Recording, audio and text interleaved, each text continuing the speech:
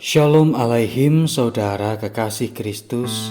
Berjumpa kembali di dalam renungan harian Gereja-Gereja Kristen Jawa Klasis Semarang Timur. Mari bersama-sama kita merenungkan firman Tuhan yang terambil dari Injil Matius pasal 20 ayat 29 sampai dengan 34 yang demikian isi firman Tuhan. Dan ketika Yesus dan murid-muridnya keluar dari Yeriko, orang banyak berbondong-bondong mengikuti Dia.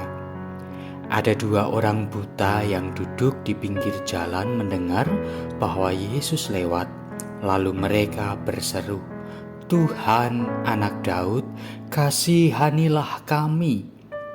Tetapi orang banyak itu menegur mereka supaya mereka diam. Namun mereka makin keras berseru, katanya, "Tuhan, Anak Daud, kasihanilah kami." Lalu Yesus berhenti dan memanggil mereka. Ia berkata, "Apa yang kamu kehendaki supaya aku perbuat bagimu?" Jawab mereka, "Tuhan, supaya mata kami dapat melihat." Maka tergeraklah hati Yesus oleh belas kasihan. Lalu ia menjamah mata mereka, dan seketika itu juga mereka melihat lalu mengikuti Dia. Demikianlah sabda firman Tuhan. Saudara kekasih Kristus, dampak perang 2 negara yaitu Rusia, Ukraina dirasakan banyak pihak. Di Indonesia, naiknya harga BBM, harga pangan, sulitnya mencari pekerjaan, dan kesulitan-kesulitan yang lain dirasakan oleh sebagian masyarakat. Mungkin saja kita adalah salah satu dari orang-orang yang merasakan dampak kesulitan tersebut. Apalagi jika ada seorang yang sedang menderita sakit, tak kunjung sembuh, tidak memiliki uang yang cukup untuk berobat, dan harus menghadapi persoalan-persoalan lain. Bisa saja hal itu akan melelahkan dan memupus harapan, membuat orang tersebut menjadi pesimis, patah arang. Tapi firman Tuhan mengajarkan untuk kita bangkit, untuk kita menanti dengan tekun, untuk kita tetap berjuang, selalu berpengharapan, terus berusaha menghadapi segala rintangan yang ada. Seperti halnya orang buta yang tanpa lelah berseru kepada Tuhan Yesus. Mereka berdua juga tetap berusaha walaupun ada orang-orang yang menghalanginya untuk mereka dapat berjumpa dengan Tuhan. Satu hal yang orang buta itu lakukan, yaitu merendahkan diri di hadapan Tuhan Yesus melalui seruan mereka. Seruan yang merendahkan diri, meminta belas kasihan, merasa tidak mampu dan membutuhkan pertolongan Tuhan, dan hanya Tuhanlah yang bisa menolong mereka.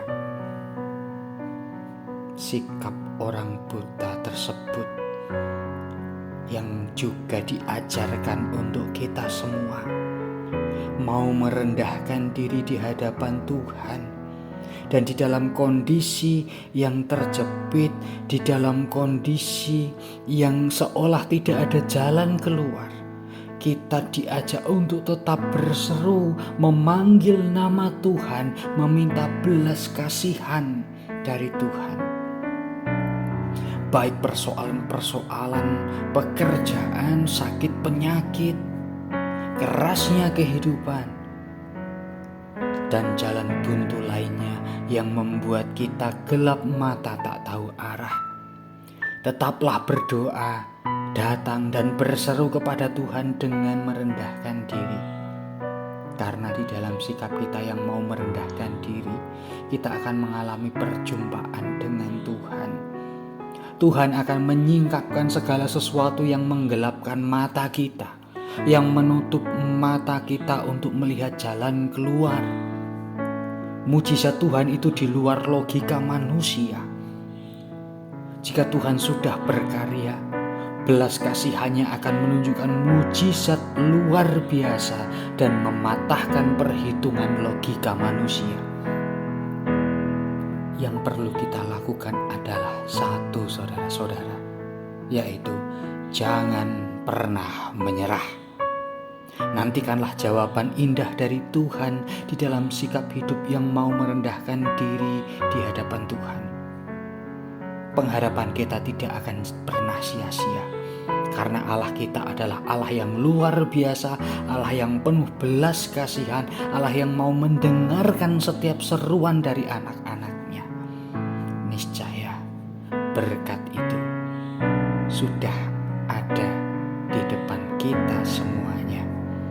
Mujizat itu nyata, dan kiranya mujizat dari Tuhan Yesus boleh kita rasakan di setiap persoalan kehidupan selama kita mau terus mendekat dan berseru kepada Tuhan. Tuhan Yesus memberkati. Amin.